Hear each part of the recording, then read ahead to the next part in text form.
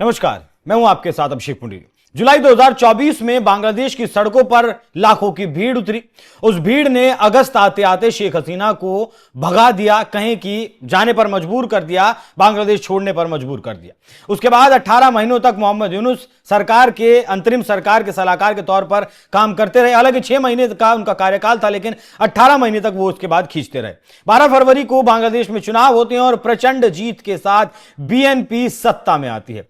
सत्ता में आती है तो फिर तारिक रहमान प्रधानमंत्री की पद की शपथ बांग्लादेश में लेते हैं। लेकिन ऐसे वक्त में बांग्लादेश के प्रधानमंत्री के तौर पर शपथ उन्होंने ली है जब वहां अस्थिरता के साथ साथ अल्पसंख्यकों के लिए बेहद ही ज्यादा बुरे हालात हैं, या फिर कहें कि हिंदू वहां का नर्क में रहने के लिए मजबूर है। अंतरिम सरकार के राज में हिंदुओं का खूब कत्लेआम हुआ। मॉब लिंचिंग, ऐसी घटनाएं हुई मॉब लिंचिंग की जिसकी तस्वीरें तक हम आपको नहीं दिखा सकते। इन घटनाओं ने अंतर्राष्ट्रीय स्तर पर भी सुर्खियां बटोरी, लेकिन कुछ हुआ नहीं। मानवाधिकार जैसी जो संगठन है उनकी आंखें खुली नहीं, वो निद्रा में रहे। खासतौर पर चुनावों की घोषणा होने के बाद से अलग अलग इलाकों से लगभग हर रोज हिंदुओं की हत्या की खबरें आती रही।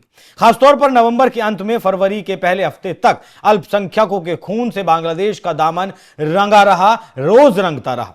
क्या तारिक रहमान बदलाव के छोटे से कदम से अपने देश की इमेज को सुधार पाएंगे, जिस बदलाव की वो बात कर रहे हैं? तारिक रहमान ने भी अपनी मां के रास्ते पर चलते हुए अपनी कैबिनेट में हिंदू चेहरों को शामिल किया है। उनकी मां की कैबिनेट में एक हिंदू मंत्री हुआ करते थे, लेकिन रहमान ने अपनी कैबिनेट में 2 अल्पसंख्यक चेहरों को शामिल किया है, वो भी ऐसे वक्त में जब बांग्लादेश अल्पसंख्यकों के लिए नर्क बना हुआ है। तो आज बात करेंगे कौन है वो 2 चेहरे और क्या इनके मंत्री बनने के बाद बांग्लादेश में हिंदुओं के ऊपर हो रहे अत्याचार, हिंदुओं की हो रही लिंचिंग, हिंदुओं की हो रही हत्याएं रुक जाएंगी। पहला नाम है नितिन राय चौधरी। 1949 में ये पैदा हुए। नितिन राय चौधरी एक बांग्लादेशी वकील और राजनीतिज्ञ हैं। निताई चौधरी जो मगुरा निर्वाचन क्षेत्र से सांसद चुने गए, पार्टी के शीर्ष रणनीतिकारों में से एक हैं और शीर्ष नेतृत्व के वरिष्ठ रणनीतिक सलाहकार माने जाते हैं।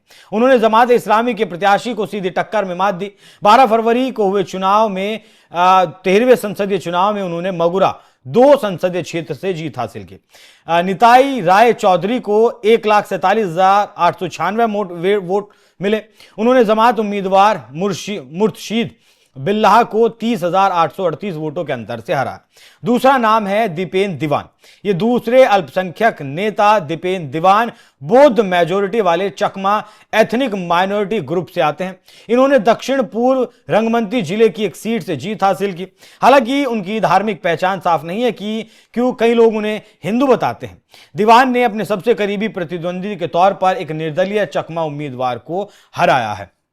तो 2 चेहरों को तारिक रहमान ने अपनी कैबिनेट में शामिल किया है, लेकिन क्या सिर्फ 2 चेहरे उस कट्टरपंथी जमात को रोक पाएंगे जिसने 70 से ज्यादा सीटें जीती हैं, 75 के आसपास सीटें जिसने जीती हैं, और मोहम्मद यूनुस ने जिन्हें फ्री हैंड दिया हुआ था, जेलों से रिहा किए गए, और जो जमात बिल्कुल भी रहम नहीं करती है, क्या उसके कहर से ये 2 चेहरे हिंदुओं को बचा पाएंगे?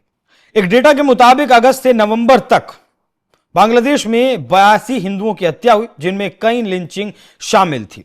दिसंबर 2025 से जनवरी 2026 तक कम से कम और 11 हिंदुओं की हत्याएं हुई, ज्यादातर लिंचिंग हुई। दीपू दास का जो केस है वो पूरी दुनिया ने देखा था। कुल मिलाकर 100 से ज्यादा हिंदुओं की हत्याएं यहां पर हुई हैं।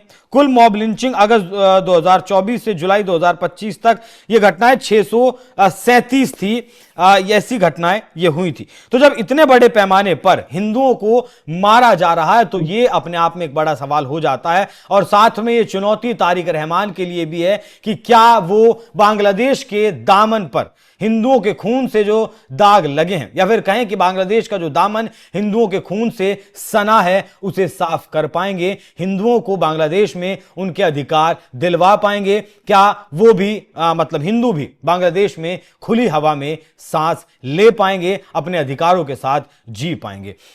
ये बड़ी चुनौती तारिक रहमान के सामने। बाकी आपको क्या लगता है, क्या इस चुनौती से पार तारिक रहमान पा पाएंगे? अपनी राय कमेंट बॉक्स में जरूर दीजिएगा। नमस्कार।